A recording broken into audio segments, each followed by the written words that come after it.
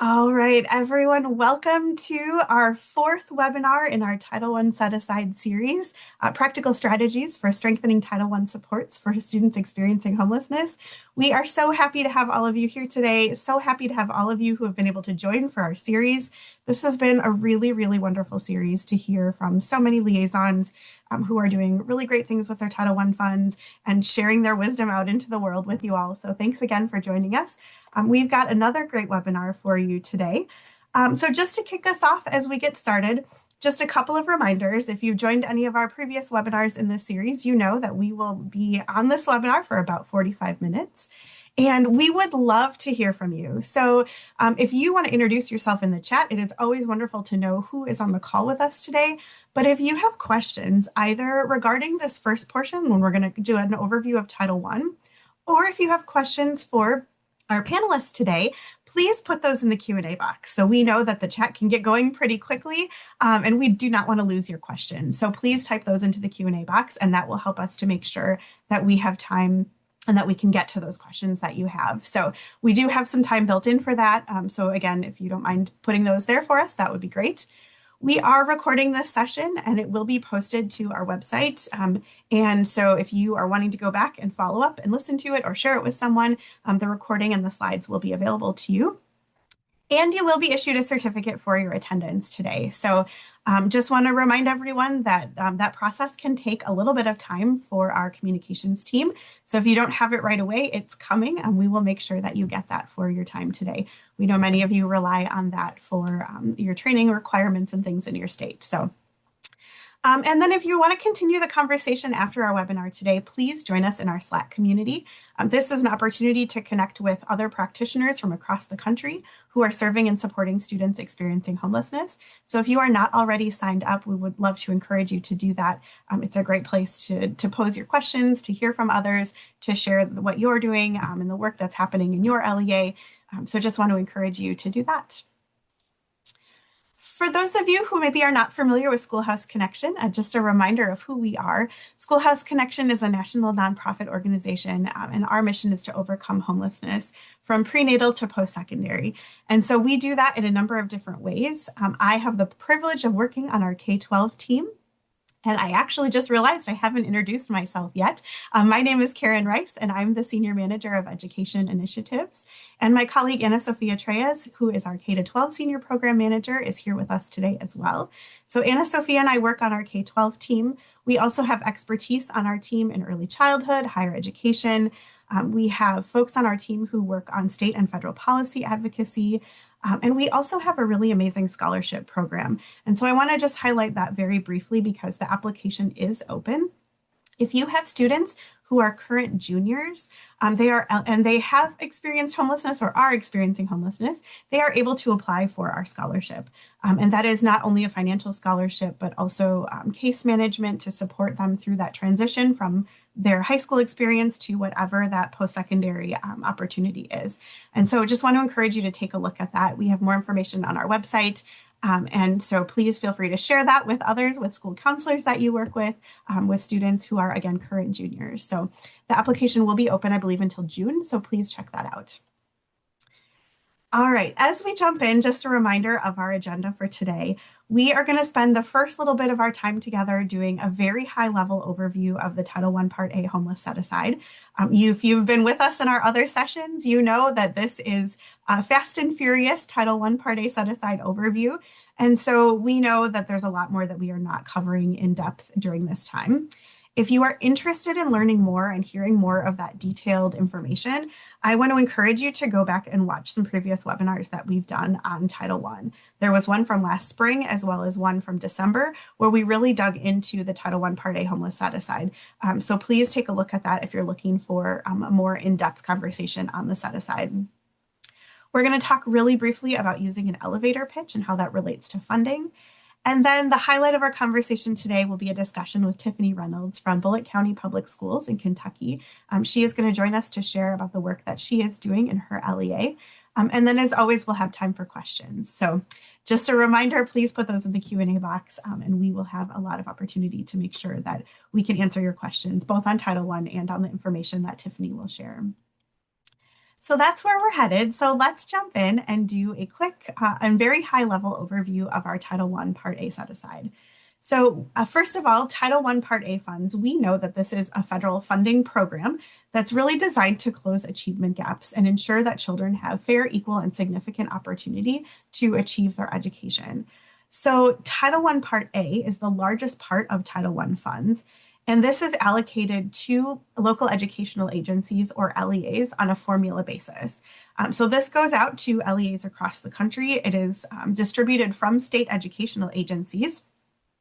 And we know that McKinney-Vento students who attend schools in the LEA are automatically eligible for Title I Part A services. So when the funds go to the LEA can decide which schools are served with their Title I funds. And we don't have time to get into kind of all of the details of what that looks like and the different types of Title I programs, but any student who is eligible for McKinney-Vento services who attends any school within that LEA that receives Title I Part A funds is automatically eligible for those services. So I just wanted to make sure to point that out because sometimes that gets a little bit confusing with schools that are served with Title I funds and schools that are not served with Title I funds. So just a reminder for our McKinney-Vento students. We also know that all LEAs that receive Title I Part A funds must set aside funds necessary to provide our students experiencing homelessness with services that are comparable. And so that's a really important piece of this. And that is what we're going to talk about today is what that set aside really looks like to support our students experiencing homelessness. So one of the most common questions that we get is, are LEAs required to use set aside funds? Yes, they are absolutely required. If your LEA receives Title I Part A funds, you are required to set aside funds for supporting McKinney-Vento students. So that requirement exists. However, there's not a lot of guidance around what that looks like. And so we're going to talk about that. But it is really important that we're thinking strategically about how to use those funds. Because again, we know that our students experiencing homelessness are eligible regardless of what school they attend.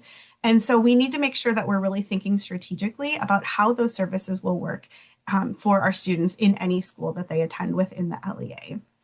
I think it's also really important to point out at this time that we know the difference that it makes to have dedicated funds to support our students experiencing homelessness. There was an independent study that was done with the American Rescue Plan Homeless Children and Youth Funds, and the difference in outcomes and improvements specific to our students experiencing homelessness was really significant. The majority of LEAs do not receive McKinney-Vento subgrant funds, and so relying on these Title I Part A set-aside funds is really, really crucial to meet the needs of our students experiencing homelessness. All right, so one of our most common questions that we get is, how do we use these funds? What can we do with them? What are the allowable uses that we have available to us with this funding source? And at this point in our webinar series, I hope that you've heard me say this. I will say it one more time here. We do not, unfortunately, have enough time to dig into all of the allowable uses today. We know that that information would be helpful. We know there are a lot of questions about, is this allowable? Is this other activity allowable? And so if you would like to connect with us offline, we would be happy to talk through that with you. We would be happy to help connect you with those in your state educational agency that can help provide that support. Because sometimes in some states, there may be additional requirements when you are thinking about how to use funds for certain activities. So we're happy to help make those connections and happy to kind of talk through that with you, but we don't have time today to dig into all of the allowable uses and what that could look like. So this is going to be just very quick and just wanted to kind of preface our conversation with that. So how do we use our funds? Well, we know that services must be reasonable and necessary to help our students experiencing homelessness to take advantage of their education. So when we think about our Title I set-aside funds, that's one of the guiding principles that we have to really help us figure out how to use our funds and what to use them on. So we look at that kind of how the reasonable and necessary piece. We also know that our Title I set-aside funds must be used as a last resort when other funds are not available. So we can kind of use those two principles to guide us in thinking about how we're using our funds. And then we know that within the allowable uses, there's a lot of room for creativity. And so we can think about how could we use funds to defray the cost of transportation to and from school of origin. In our third session of this webinar series, we heard from Tammy about how their school uses buses, and they have 3 buses that they use that they've purchased with their Title I set aside to really support that transportation. We also know that funds can be used for the salary of the liaison, and we heard from another LEA during our series, and we've heard in other occasions where the salary of the liaison is covered in part by Title I set aside funds. So those are some of the more common uses, but this is a list of the allowable uses that are in the guidance from the U.S. Department of Education. And I want to just say again, I think there's a lot of room for creativity and what this can really look like. So we can think really creatively about what our tutoring services look like, what our outreach services look like, how we help and support the mental health of our students experiencing homelessness. And we can really kind of get creative within these guidelines of what is allowable. So again, if you have specific allowable use questions, we're happy to connect with you offline about that, happy to help connect you with those at your state agency that can also talk through that with you. But we hope that this series over the course of the last few weeks has really been helpful to think about what others are doing and maybe what you could do or what you could recreate in your LEA to really look at what the needs are of your students and how you're using the funds to meet those needs. All right, I want to just take a second and highlight this question because, again, this is one that we get very often. How much do we set aside? How do we know how much to set aside? And unfortunately, there's nothing in the law that gives that specific amount. So instead, we go back to that guiding principle of what's reasonable and necessary to provide services to our students experiencing homelessness. So in some places that maybe looks like a per pupil amount, like Tammy talked about last week. In other occasions, it may be a percentage of the overall allocation. Or in other cases, it may be another amount that's determined by looking at a needs assessment and really digging into what the data shows. So there's a lot of flexibility within this to really look at the needs of students and programs and figure out how to use funds to really meet those needs. And I want to just draw your attention that linked on this slide, and again, you'll have access to these slides, is this guide that we have put together that really is a comprehensive place to find all of the information that SchoolHouse Connection has about the Title I homeless set aside. So if you've got additional questions or you're looking for other examples or spotlights, this is the best place to find all of that in kind of one coherent place. All right, finally, I want to just take a minute to address this question. And this is, can we adjust the amount of the set aside during the course of the school year? We know that sometimes our numbers of students experiencing homelessness might unexpectedly increase due to something like a natural disaster. Often we have different things that happen in our communities that can really affect the housing and living situations of our students. And we may find that we have an amount set aside, but we get partway through the school year and realize that's not enough and that's not going to cover some of the needs that have unexpectedly come up in our LEA. And so the answer to this question is yes, absolutely. You can absolutely review and look at that information and look at that amount that you've set aside and make those adjustments as needed. So it's really important to think about, are you doing this at multiple points during the school year? Are you looking at your data and your trends? And are you having conversations with those in your federal programs office or in your business office?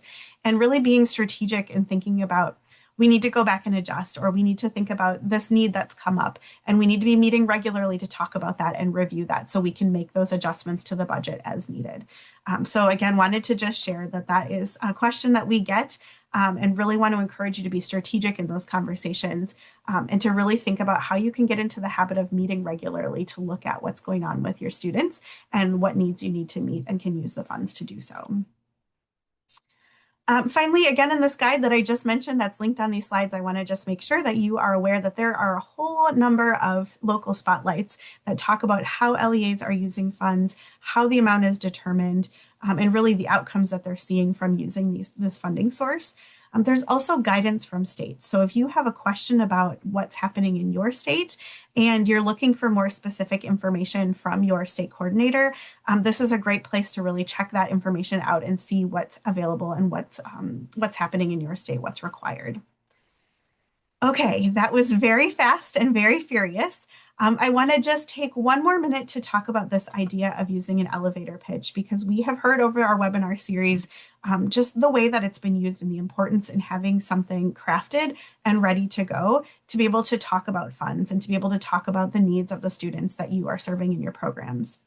So if you are not familiar with the term elevator pitch, an elevator pitch is essentially a 30 to 90-second kind of compelling statement that it's really designed in this case to help you all as liaisons and practitioners to convey information and to request specific action. So we know that if you have an effective elevator pitch, that may lead to better identification and awareness building. It may lead to more resources or conversations around funding. So if you've seen our resource on our website, we do have an elevator pitch that is specific to building awareness of McKinney-Vento. And that may be a place to start. If your business office or your federal programs office isn't familiar with McKinney-Vento, you may need to start with the idea of an awareness building elevator pitch. However, if you're ready to have conversations around funding, this might be a great tool as well to use to really bring in that conversation, to be able to talk through your data, to be able to talk through what actions you are hoping to take. And I do want to say that we have to remember that homeless liaisons cannot do their jobs alone. Building these partnerships are essential, and Tiffany is going to share a lot about that in a few minutes. And so having these conversations and having these partnerships with your federal programs office or your business office is just really critical to be able to meet the needs of students. So I won't spend a lot of time talking about this, but when we're talking about an elevator pitch, we want to think about how we can really provide information that gives maybe it's some data to establish that sense of urgency. We have 200 students in our LEA who are experiencing homelessness. This is a 15% increase from last year. In this case, this example that I will give you, maybe you want to talk about how 40% of those students are identified as chronically absent. And so we know that we are required by law to remove barriers for our students to attend and participate. And so our data is showing we need to do something to support our students who are chronically absent. We need to make it relevant to the folks that we're talking with. So it maybe we're saying we need to really look at our Title I Part A set aside funds. Maybe the ask is that we want to have a 50% FTE social work position focusing on chronic absenteeism. And this is the reason why, because here's what our data shows and here's how we can meet student needs. And then always providing those clear next steps. So I'll put together a proposal. We'll meet again to talk about this in a week and we'll look at the data and we'll continue the conversation. Now, I know that this elevator pitch, this sample is really very, it assumes a lot of things. It assumes that your business office or your federal programs office already knows about McKinney-Vento, that chronic absenteeism is a priority and something that you're working on. It assumes you're continuing these conversations. So know that this is not a perfect example, and we know that, but we hope that this will be a tool and something that you can use to really kind of think about where to start. So it's a tool for you. Please adapt and use as is helpful to you. And just know that we wanted to offer you something that you could take back with you to be a resource. So that is our elevator pitch. And now we get to the highlight of our time together. I will stop sharing my screen. And I am so pleased today to introduce you all to Tiffany Reynolds. Tiffany is from Bullitt County Public Schools in Kentucky. So Tiffany, as we jump in, I will ask if you don't mind just introducing yourself, talking a little bit about your role and the students that you work with. Yes, hey Karen. Hey everyone.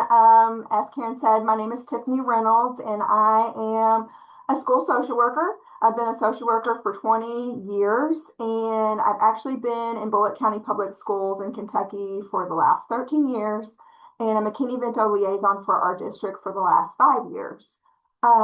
We average about 450 McKinney-Vento students per year and we have an enrollment of over 13,000 students over 25 schools. So a lot of people don't know where Bullitt County is, but we're just outside of Louisville. If you know anything about the Kentucky Derby, horse racing, bourbon, all those things. So Louisville has a lot of resources, but we are outside of Louisville in about 30 minutes and we're a very suburban rural area and we really are resource dry when it comes to housing resources, transportation. We don't have any type of public transportation. And we are the largest county in Kentucky without a homeless shelter.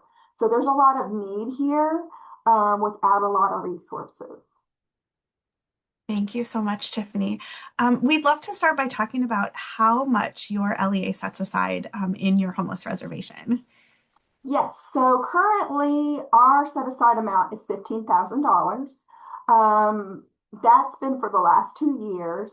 Prior to that, in 2023, we were at $10,000. So we actually, whenever I started this position in January of 2021, I went straight into grant writing for the McKinney-Vento grant. We got that off the bat and had that for 3 years. And then we also had our HCY funding. So we really were able to do a lot in that 3 years time. Well, come spring of 2024, we found out that we didn't get the grant. And so we were really struggling with, we had like 7 positions that I had hired for teachers and support positions and transportation help. So that's when I went to the district to get that extra bump in Title I funding. And actually, all of these webinars that you've been doing have really motivated me to try to, work with them to get some more, actually based on our student need.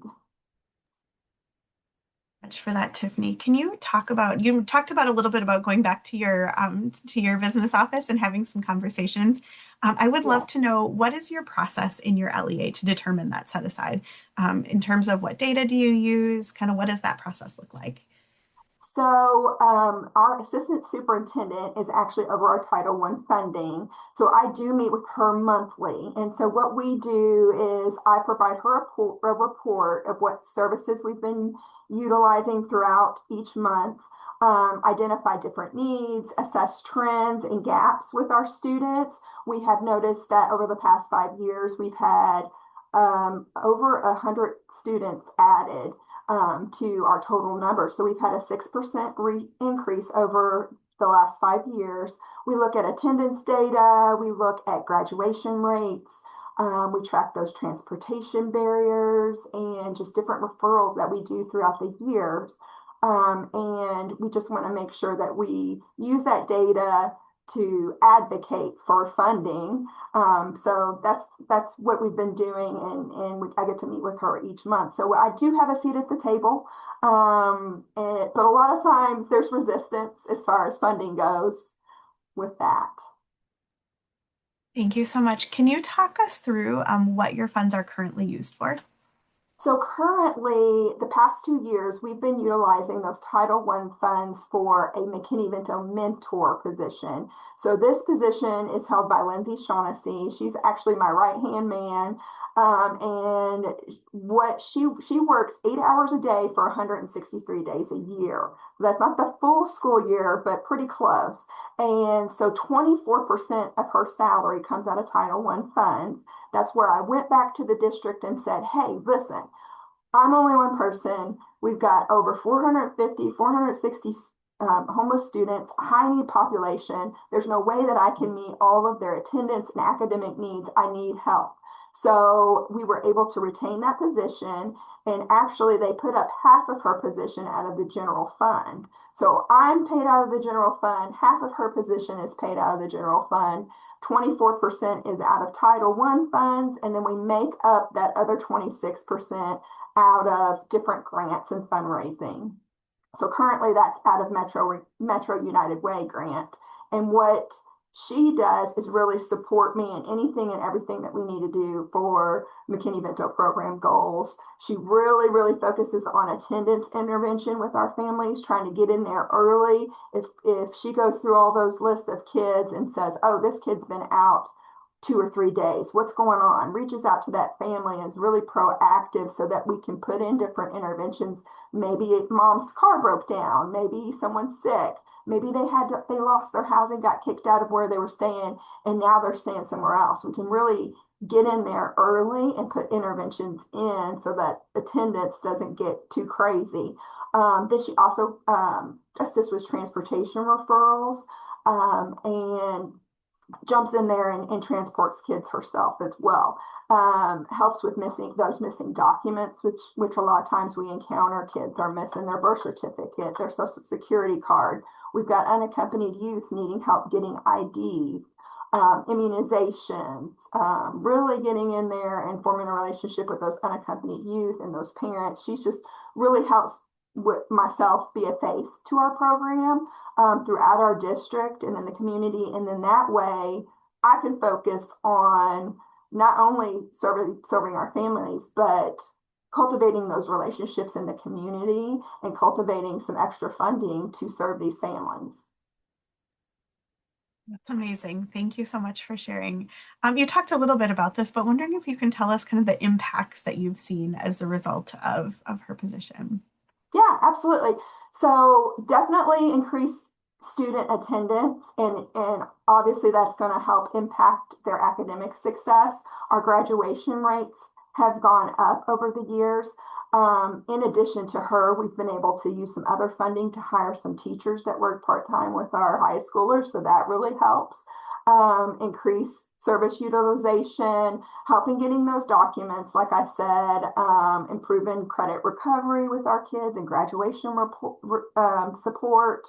And then, like I said, I'm able to advocate for more funding, cultivate those community partnerships when I'm not running like with my head cut off everywhere and anywhere with our families. She's really able to, just support and it's just a very valuable position.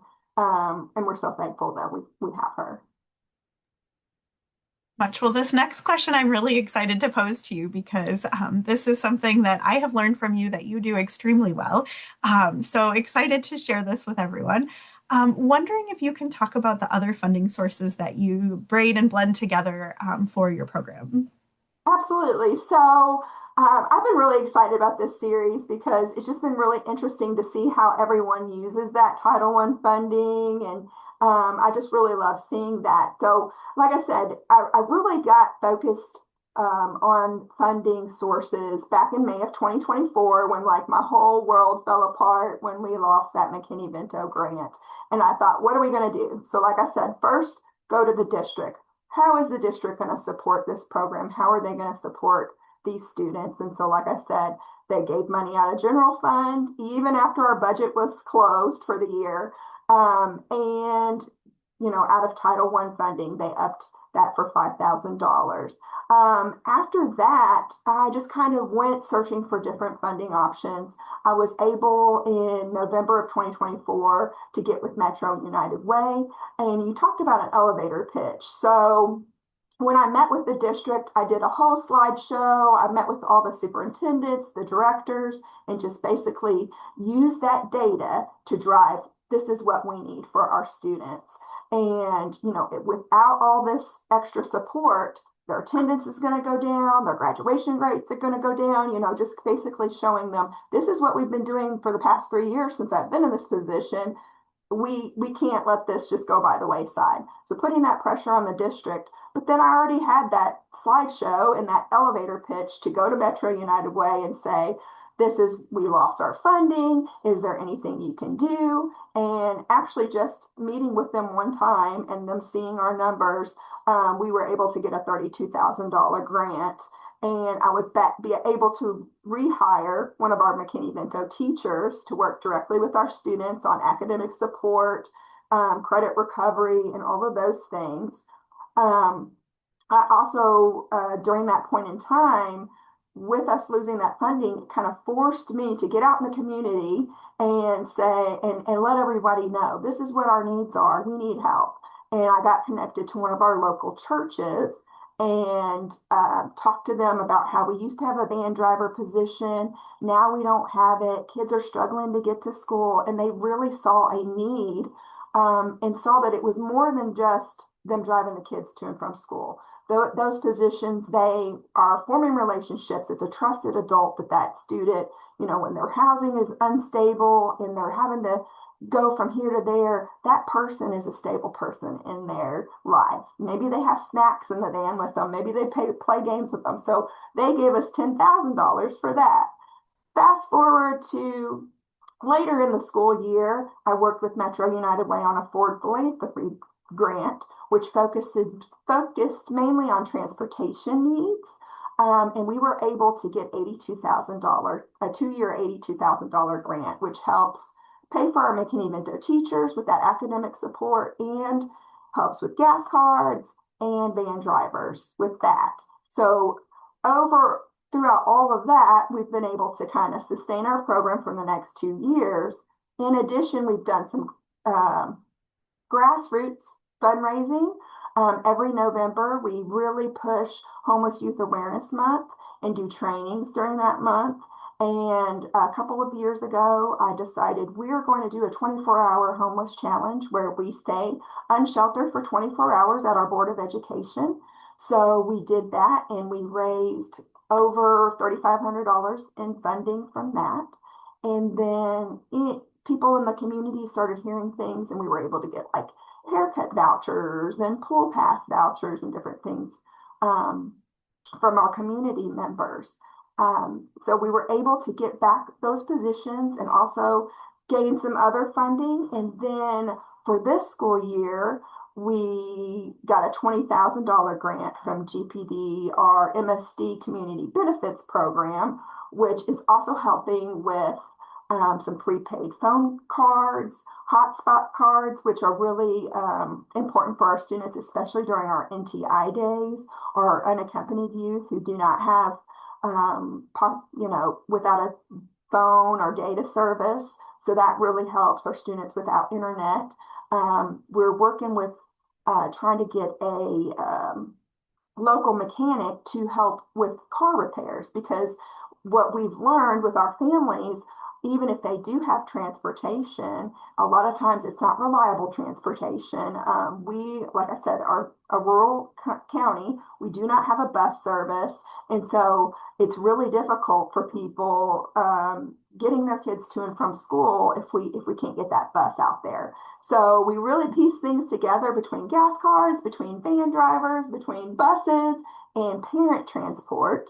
And so I'm working on using some of that money, partnering with a mechanic so that they can help with car repairs, maybe buy. I had a mom yesterday that needed a new battery. Her battery died and she couldn't get her kid to school.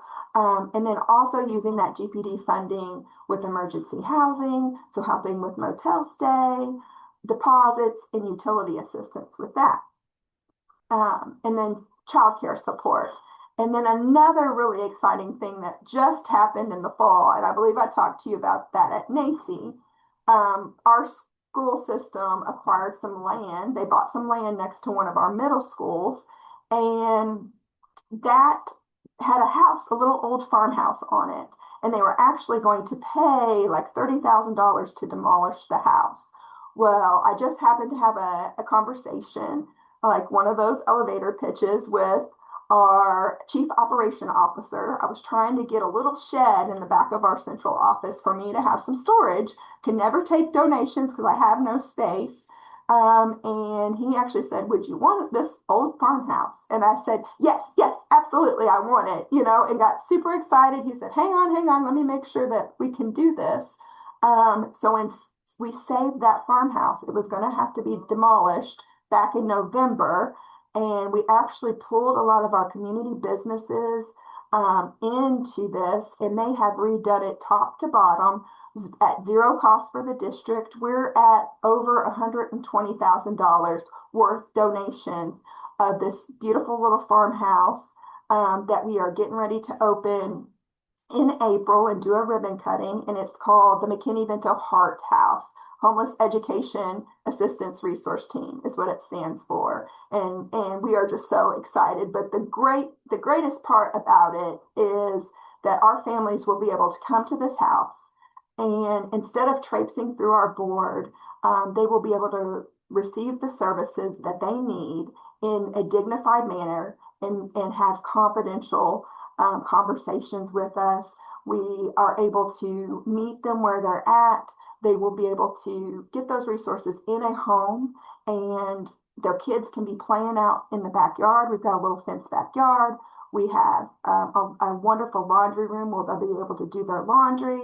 We have a little resource center for the kids where they can play where mom's telling the story, or they can get some fresh made cookies. We're going to partner with our extension office to do some cooking classes.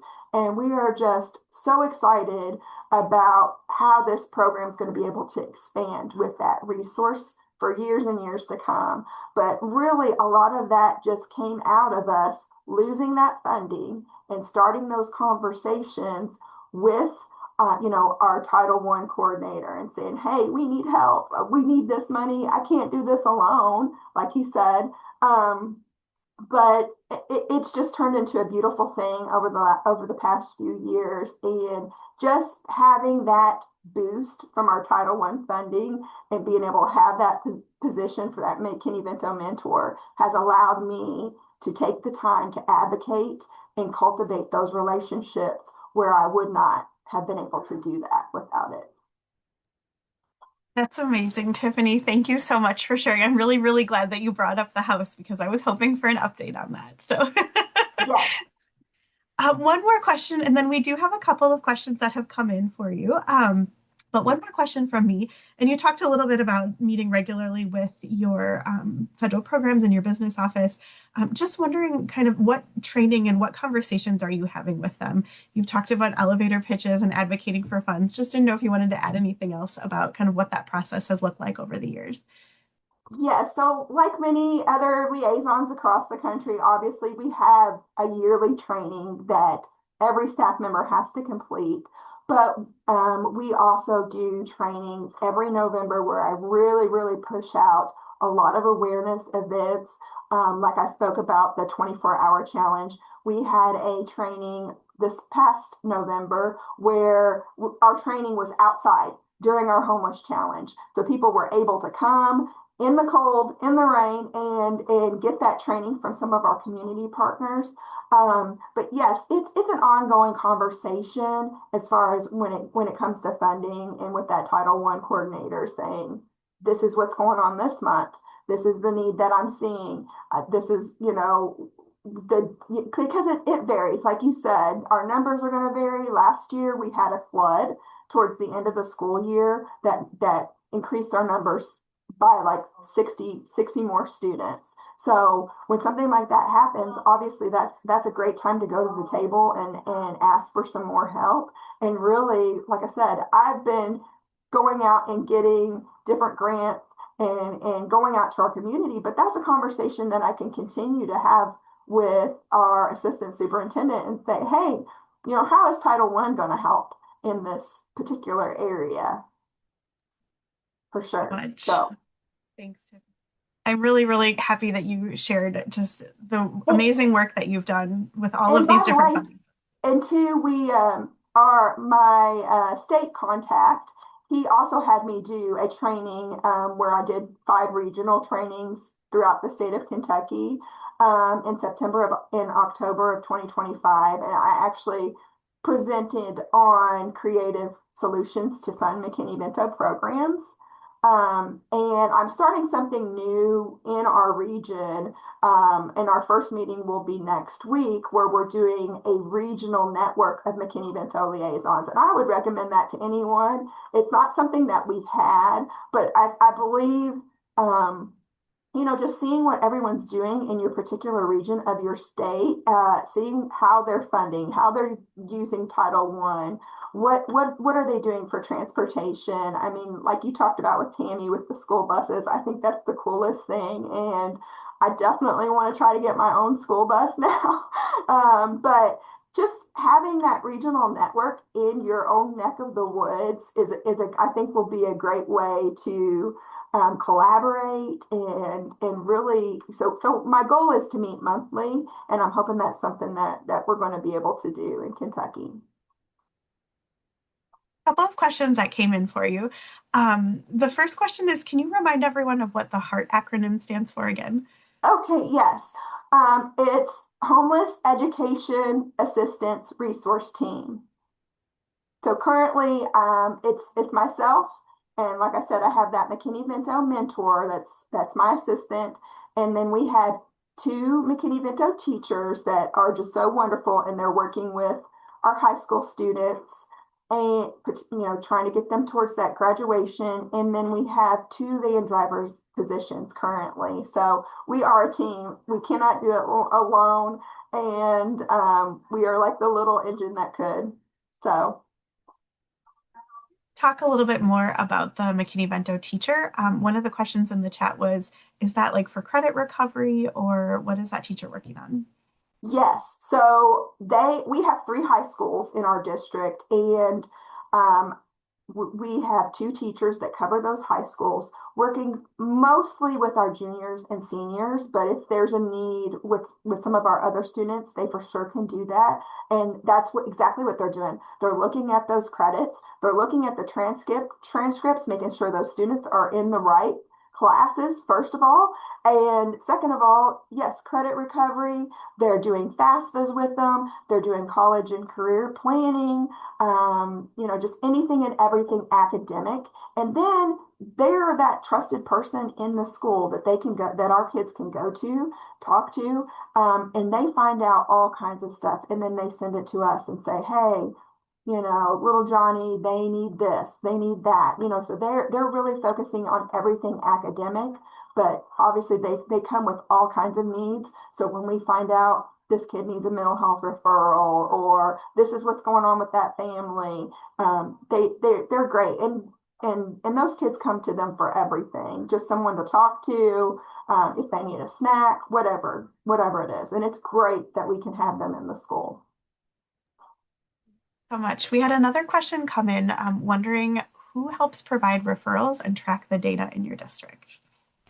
Okay, so providing the referral, so our referrals come from anyone and everyone. So families can self-refer. I do a training twice a year with our enrollment staff, and they are a big source of our referrals because they're getting those kids and they're seeing those families, whether it be because they're having attendance issues, and I teach them about what red flags to look for where they could possibly be homeless or displaced. And so they're a huge referral source, but we also have family resource centers that are in every one of our schools, and they see those high need students, and we get referrals from them. I mean, they come from everywhere. And I don't know if there was a second part to that question. The second part was about tracking data and who looks at that data and tracks the data. Okay, so we do a lot of the tracking here in our office, but we have one of the ladies in our department in the Department of Pupil Personnel, Tammy Tome, she is our Infinite Campus guru. And any kind of report that I need, or if I need her to create some kind of ad hoc, she does it, and it's just wonderful. So that is where we get a lot of our data. I will just put in a plug if you're not connected with the data folks in your LEA. That is a really important partnership to also have. So I have said this many times, but when I was a liaison, I did not have access to the data that I needed. And so I really relied on that partnership with our data team. Yes. And by the way, too, I've really put it on my teachers as well because they are working with our students and to keep track of that data because they know how important it is in grant writing seasons, that we keep track of every bit of data that we can. And so they are awesome at that. So much. We only had one other question that came in, and that was whether or not folks can connect with you, Tiffany, to ask more questions and to talk further. So I will, spoiler alert, say that your contact information is in our slide deck. It is on the last slide. So I just really, really appreciate you so much, Tiffany. Thank you so much for all of this wonderful information that you shared. I hope that you are also taking a look at the chat and just the comments to you that the work you're doing is really incredible and you're very inspiring. And this has been really wonderful. So just want to give you a huge thanks for being here with us today. We are so appreciative for that. So Thank you so much. And like I said, over and over again, I cannot do this alone. I have an amazing team. And they have a heart for this work. And so we're really blessed. much. Well, really quickly as we're wrapping up, I want to just remind everyone that this was our final session in our webinar series. But we have all of these recordings posted online. The slides are available to you online.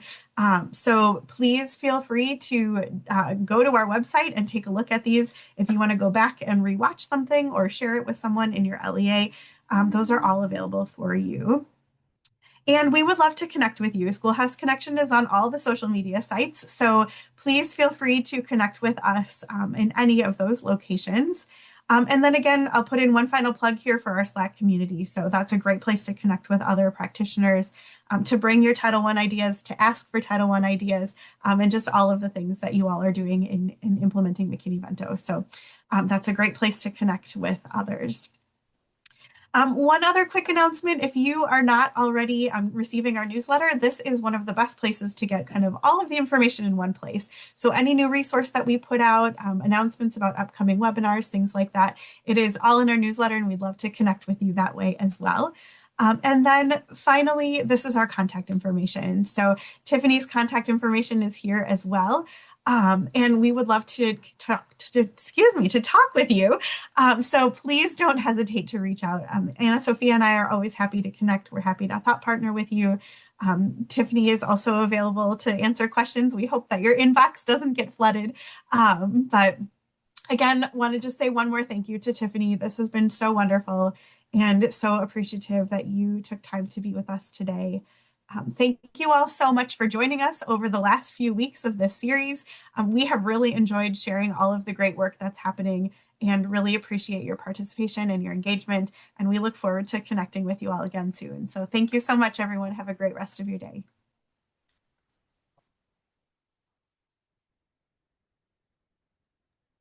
Thank you. Thank you so much, Tiffany. You're welcome anytime.